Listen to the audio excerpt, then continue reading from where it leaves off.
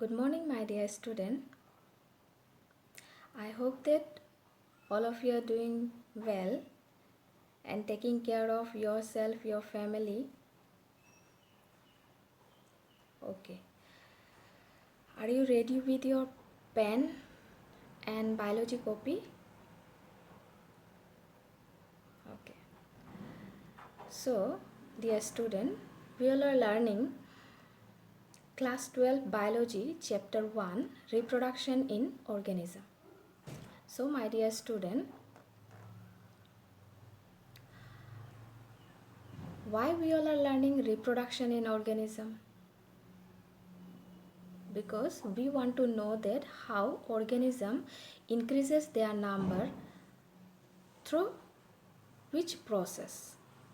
So we came to know that organism, in order to maintain their number on the earth or to increase their number, they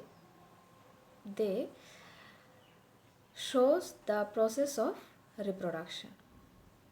Okay. We came to know that some of the unicellular organism, single cell organism, they divide themselves into two parts or many parts. After that, from that parts they produce new organism. So as they are very simple organism with simple body structure, so they can do this type of process to increase their number. Again, we have seen that some of the organism, for example fungi, they produce some spores, and through that spore they develop new organism. Again, we have seen some of the lower animal, they also prefer to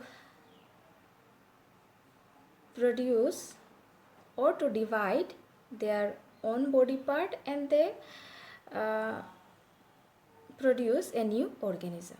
So all this process that by which they increase their number, we have called it as asexual reproduction.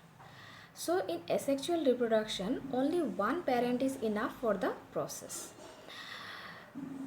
Again, we have seen that asexual reproduction is a very simple process and a very quicker process, that within a very short period of time we can produce a new organism. Again, we have seen that some of the plants, they are also able to show asexual reproduction, which we called vegetative propagation. We call the process vegetative propagation because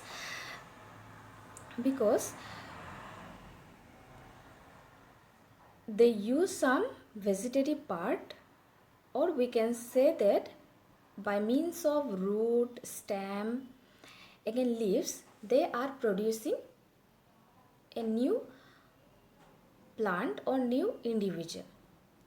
Not all the plant, but some of the plant, they are able to use this body part to increase their own number. But why all the plants, the higher plants, are not able to show reproduction process, or why they are not able to show vegetative propagation to increase their number? Why in animal kingdom all the animals are not able to adapt this asexual reproduction to increase their number? In order to increase their number, they don't prefer this process, because in well developed organism such as plants and animals, they have complex body system, complex physiology system, because of which this asexual reproduction became little uh, difficult for them to increase their number. So today let us see that how the higher plants and animals, they shows reproduction, or they through which process they produce another organism as like as them. So student, today it is lecture number 4 of biology, and now let us start our class. Now let us learn that through which process these higher plants and animals produce a new individual.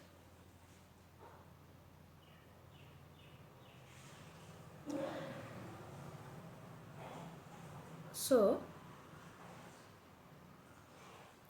today our topic is sexual reproduction.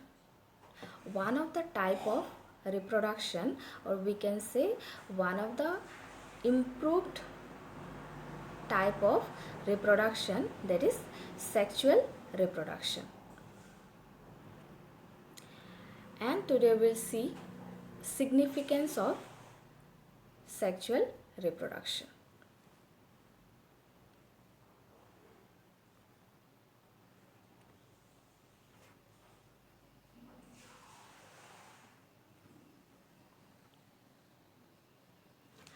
Okay, my dear student,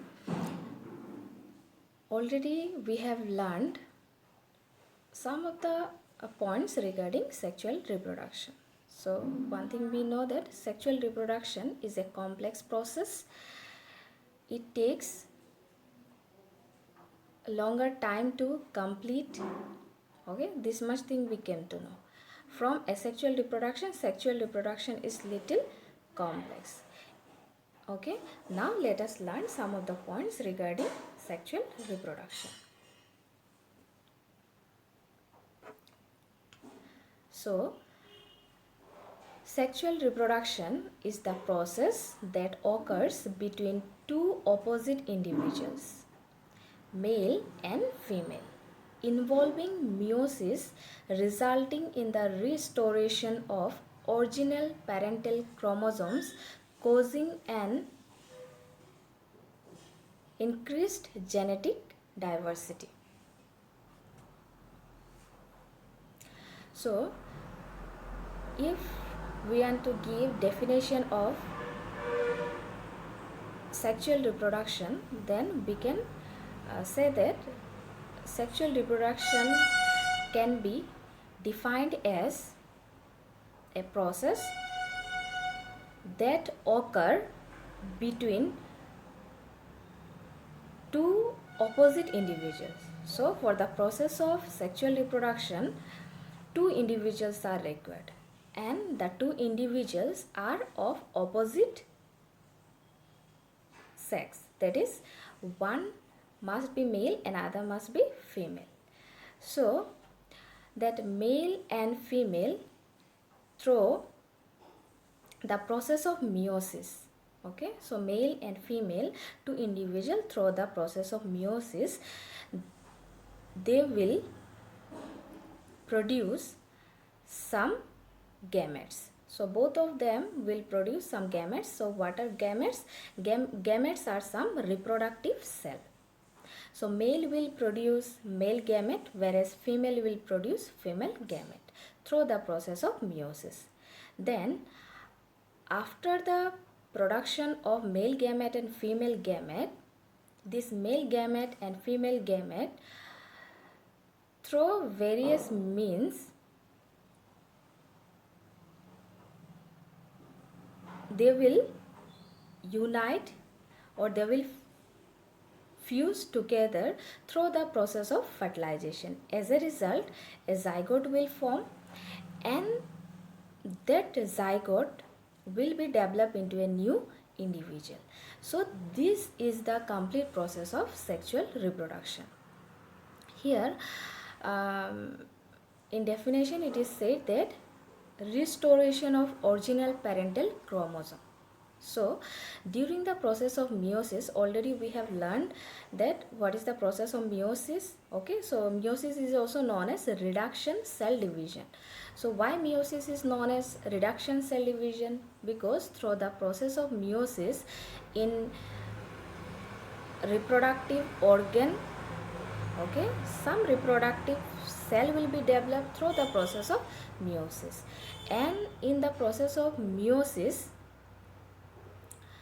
half number of chromosome is found in each of the reproductive cell, that is gamete.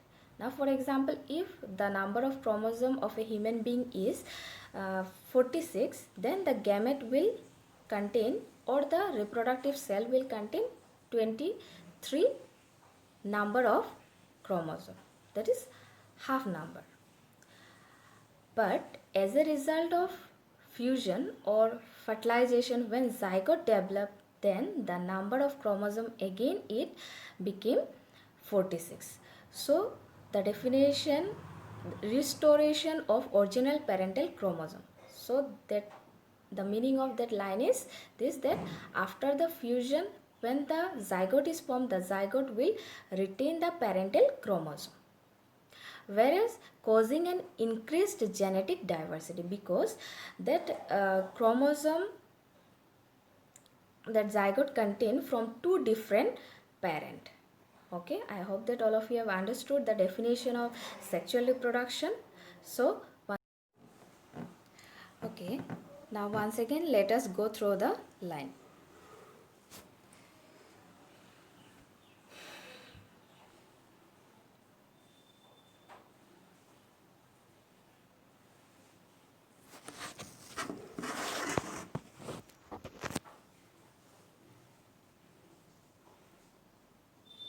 So once again let us go through the line.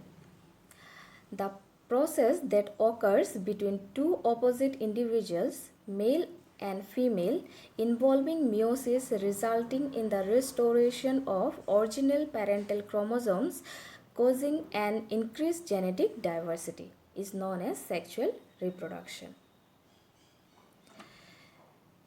In this process, new individuals are developed through formation and fusion of gametes. So already we have discussed that how the who will form the gametes. The male will form the male gametes and female will form the female gametes, and after that the process of fertilization, they will fuse together, and after the fusion zygote will develop, and after the formation of zygote, the zygote will develop into new individual. So this is the process of sexual reproduction. Now let us know that in organism life there are three phases. So there are three phases in organism life. That is, the organism that shows sexual reproduction, their life has three phases. Number one phase is known as juvenile or vegetative phase. So vegetative phase we will call in case of plant. Now let us know that what is juvenile or vegetative phase. Period from birth up to onset of reproductive maturity is known as vegetative phase or juvenile phase. So individual from birth till the beginning of reproductive maturity, it is known as juvenile or vegetative phase. That means in case of a plant from its birth, that is from germination to till the time of flowering, okay, we can consider flowering, that period is known as vegetative phase or juvenile phase. In this period of time, an organism growth takes place. So growth is very prominent in this phase. Now let us know the second phase of an organism life is reproductive phase, when organism actually start reproducing sexually. So when an organism become sexually matured. Okay, in case of plant, when plant shows flowering, okay, then that phase is known as reproductive phase. So after flowering they will be involved in fruiting. So these are the phase or the time period which is considered as reproductive phase. Next is senescent and death. When reproductive phase ceases and degeneration of organs and functions of the body starts. So senescent means the stage where reproduction or reproductive capacity of an organism stops and the body parts and their functions slowly slowed down, or degeneration of the body parts or their function starts in an organism. That period of time is known as senescent. So as the senescent starts, then we will see that death is very close to that organism. So these are the three phases in organism life.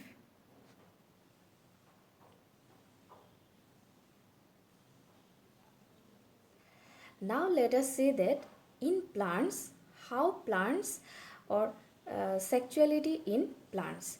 So what are the different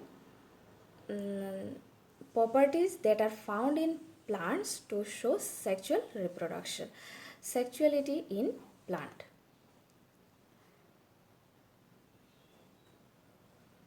So number one type of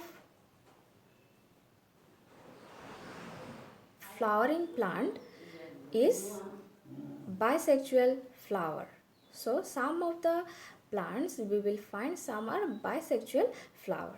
Now from the term itself bisexual, so bi means two and sexual means the reproductive part or the reproductive organ. So now let us see that what is bisexual flower. In most flowering plants, both male and female reproductive organs.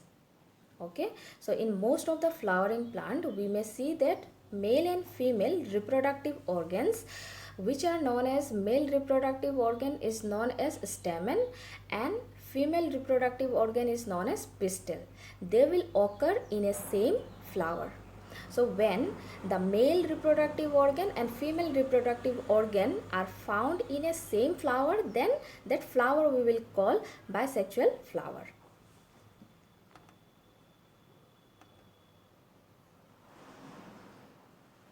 So some of the example of bisexual flower is hibiscus. So already in first year we have learned in detail about hibiscus, that is China rose. Different parts, what are available in a hibiscus, and hibiscus is an example of a complete flower.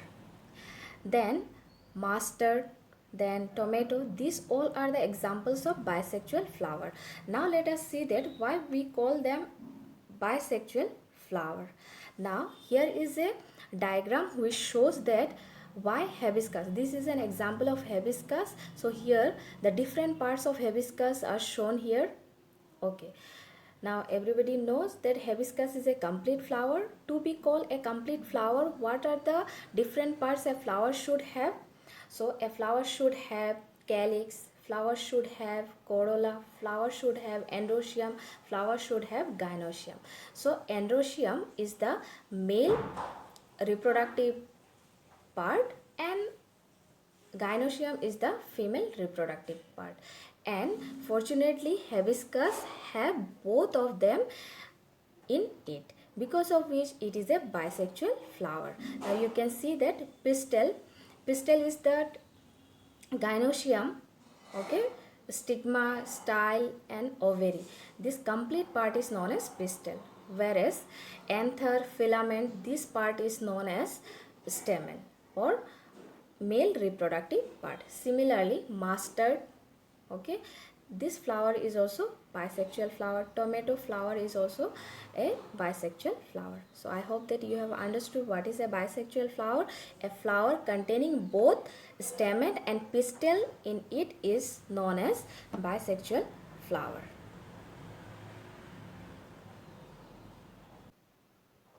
Now, if a flower has male reproductive organ, then they are known as staminate flower.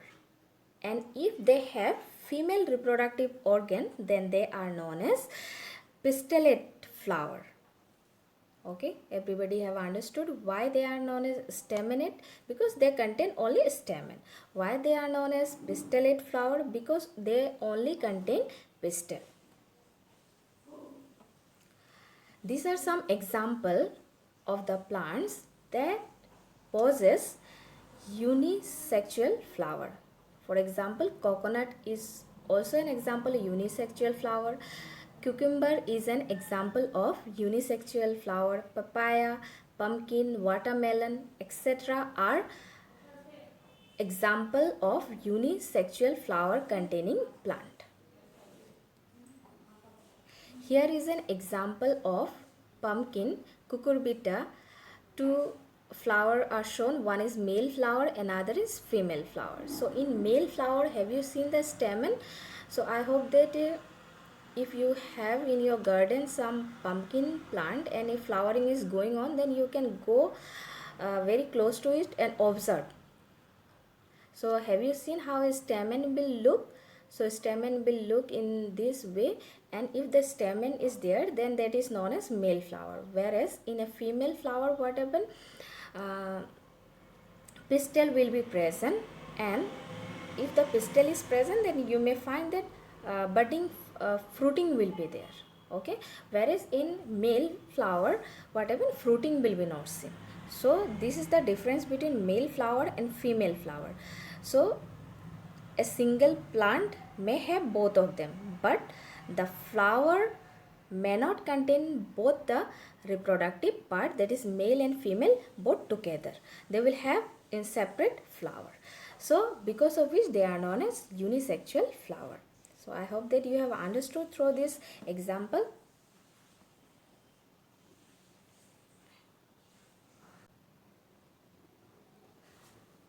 What is deciduous plants? So the term deciduous you will find in while learning the sexual reproduction in flowering plant. Some terms will come, because of which we have to learn about their what is the meaning of this deciduous plant. So deciduous plant, staminated flower and pistillated flowers are borne on the different plants. So stamen flowers and pistillate flower will be borne on the different plants. If reproductive organs, for example, stamen is developed in one flower and pistil is developed on another flower, and that is also on different plant. Okay, so a flower containing stamen in one plant and a flower containing pistil on another plant, if these are seen, then that type of plant we will call deciduous plant.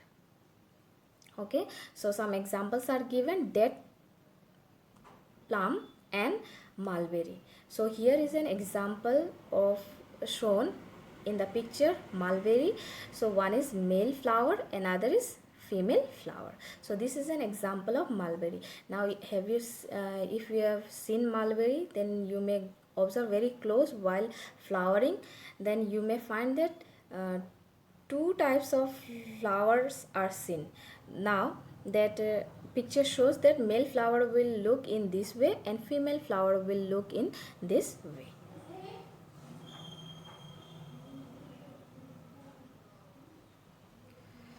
Now let us see that which plants will be known as monoecious plant. When both male and female flowers are borne on the same plants, then we will call it as a monoecious plant. Okay, so if in a plant, if you find both male reproductive part containing flower as well as female reproductive part containing flower, then that will be known as monoecious plant. Whereas dioecious means in two different plants, two different reproductive organ containing flower will be there. Okay, whereas monoecious means in a single plant we will find both male as well as female reproductive part containing flower. So here is an example of cucurbita, that is pumpkin.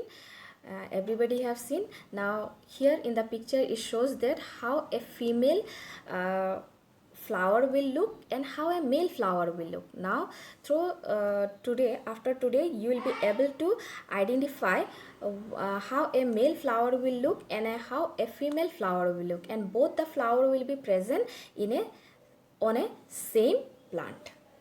Okay, I hope that you have understood that which plant will be known as monoecious plant.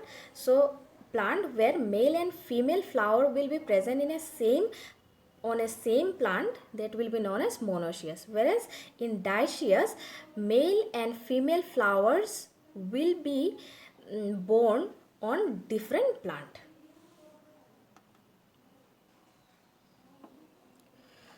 Now next let us learn about monocarpic plants. So which plants will be known as monocarpic? So plants in which flowering occurs once in their life cycle. Okay, so plants in which flowering occurs only once in their life cycle, then after flowering they will bear fruits and then they will die. Okay, so that type of plant is known as monocarpic plants. So a very common example is rice. All of you have seen rice plant. So we have seen that in a rice plant, in their life cycle only once flowering occur, and after flowering we will see fruiting, and after fruiting the plant dies. Okay, so everybody understood what is monocarpic plants. So plants that shows flowering only once in their life, and after flowering they will bear fruits and then they will die. Then next is polycarpic plants. So plants in which flowering occurs every year in a particular season after reaching maturity. Okay, so polycarpic plant are those plants in which what happen, flowering will occur every year in a particular season, and that will also occur after reaching maturity. That means after reaching reproductive phase of their life period, then only what happen, flowering will occur, and that flowering will occur in a particular season. For example, mango. So we have seen that mango, when the flowering will occur, so that also occur every year but in a particular season. Okay, similarly orange also, you have seen orange, that flowering will occur every year but in a particular season. So that type of plants are known as polycarpic plant. Now let us see sexuality in animals. Now like plants, animals that shows sexual reproduction are also of different types, we may say. So some are bisexual animals which are known as hermaphrodites. Okay, so bisexual, if male and female reproductive organs are found in a same organism, then they are known as hermaphrodites. So similarly bisexual flower or bisexual flower containing plants are also known as hermaphrodite. Here bisexual animals, or who are known as hermaphrodites, animals have both male and female organs are considered as hermaphrodite. For example, this earthworm. So here in the picture earthworm is shown, and earthworm contain ovary as well as testis. That means ovary is the female reproductive organ, whereas testis is the male reproductive organ. So both of them are present in a single organism or in a single animal, because of which they are known as bisexual animal. For example, earthworm, leech, tapeworm, all of them are bisexual animal. Okay. Now let us see what is unisexual animals. So animals have male and female organ in different individuals. So unisexual animals have male and female organs in different individuals. For example, human, dog, cockroach, etc. So here is a diagram of cockroach, an example of unisexual animal. So cockroach, this is an adult. So here it is shown this how the test is in male cockroach, and in a female cockroach how ovary are located. So here they will have two different individual, and in two different individual, in one male will be present, another female will be present. Okay, both of the male and female organs are not present in a single organism. Now if this male and female organs are present in a different individual, then they are known as unisexual animals. Now, based on seasonality in reproduction, animals may be of two types. Okay, number one is seasonal breeders. So depending on seasonality in reproduction, number one is seasonal breeders. So animals which will be known as seasonal breeders, animals breed at a particular time of year. If an animal breed at a particular time of the year, then they are known as seasonal breeder. For example, birds, lizards, these all are the example of seasonal breeders. Another type is continuous breeders. Animals breed throughout their lifespan after attaining maturity. Okay, so they are known as continuous breeder. So continuous breeders, some examples are cattle, poultry, etc. Now, have you understood that depending on seasonality in reproduction, animals are of two types. One is seasonal breeder. Seasonal breeder means they will breed or they will reproduce at a particular time of the year. Okay, and continuous breeder means throughout their lifespan they will reproduce sexually after attaining the sexual maturity. Okay. Now, let us see the significance of sexual reproduction. So, sexual reproduction is important for this plants, animals, or this organism. Number one significant is adaptation. Through the process of sexual reproduction, the organism easily adapt to the changing environmental condition. Now, adaptation. So number one, let us say adaptation is the first significance of sexual reproduction. The new individual produced due to sexual reproduction adapt better to the changing environmental condition. So through adaptation, what happened? Individual found itself more adaptive to the changing environmental condition. So sexual reproduction helps an organism to adapt the new changing environment or to the new situation. Second one is variation. Okay, so through sexual reproduction we will find variation among organisms. The offsprings are not alike to that of their parents, as they receive chromosome from two different parents. Because of which varieties are seen among organisms. Hence, the sexual reproduction is the source of variation in nature, which leads to the origin of new species. Because of which, as they receive chromosome from two different parents, because of which they will lead to the origin of new species, and as a result variation is seen among individuals due to sexual reproduction. Next is evolution.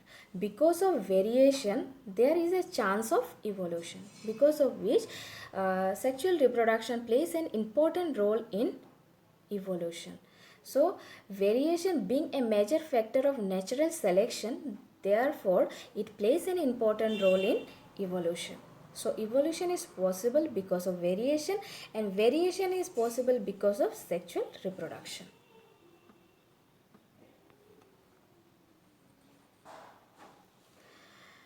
Then next is vigor and vitality.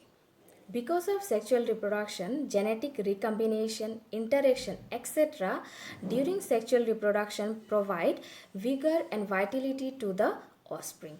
So, because of genetic recombination, then interaction, they provide vitality and vigor to the offspring. Okay, so these are the four significance of sexual reproduction, or the importance, or why it became more preferable for the plants and animals to show sexual reproduction. So these are the all reason why they prefer sexual reproduction over asexual reproduction. Okay, so with this, today lecture 4 part 1, let us stop here. The next class we will continue with events that are seen in sexual reproduction. Thank you. Have a great day.